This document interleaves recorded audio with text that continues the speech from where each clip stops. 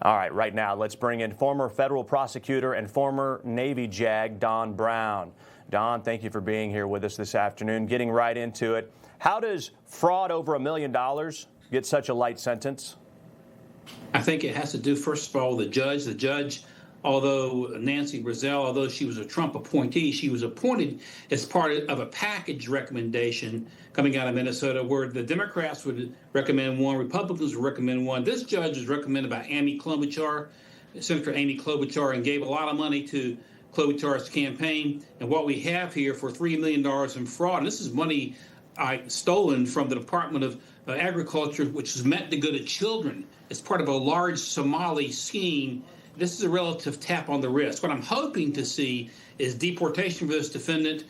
He's Somali. We don't know. I don't know exactly whether he's a citizen. If he's not a citizen, if he's a legal resident or a green card holder, he could be deported by an immigration judge. We need to use this entire Somali scheme as an opportunity to deport as many of these criminals as possible. It's an indictment on soft on crime Democrat judges, and it's also an indictment on the out of control immigration system that's brought this Somali community to Minneapolis and to the St. Paul area to begin with.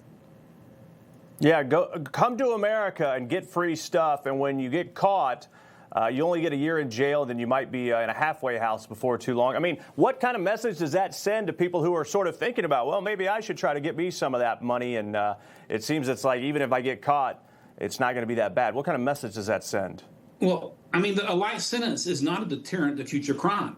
So he comes up and scams $3 million or so and is getting a tap on the wrist. Somebody else might think, well, $3 million, but if they catch me, I'm only going to get a year. And probably if it's a federal penitentiary, something that's a little more upscale than most state penitentiaries, it does not deter a future criminal conduct.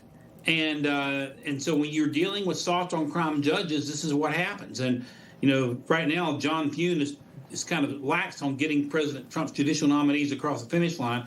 We got to get more conservative judges who are tough on crime.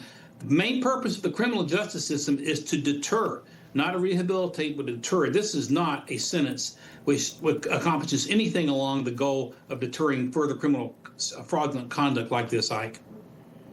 Yeah, there's no deterrent whatsoever involved. However, there may be an incentive for good people to do the right thing. Treasury Secretary Scott Bessent launching a new program to crack down on health care fraud. Previewed the program back in February. Take a look.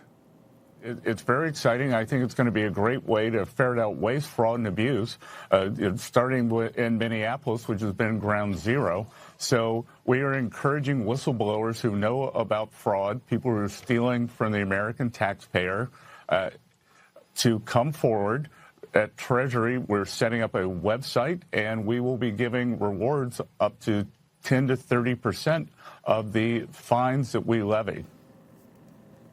All right, so as you heard, whistleblowers who turn in Medicare and Medicaid scammers can now earn 30% of the fines collected. Fraud in those programs tops $70 billion a year. Do you think this is a good idea, rewarding the whistleblowers? Is this the most effective way to do it, sort of allow the community to police and report things as they see them? Got about a minute left.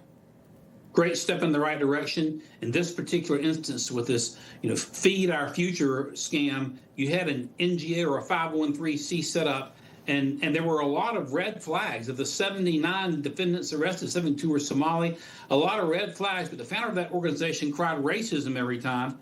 So I think setting up a program at the federal level is a way to get around some of the blind as a bat procedures used by the Walz administration, and the Minnesota Department of Education is sort of turned a blind eye to fraud right under their noses. So I commend the Secretary for this.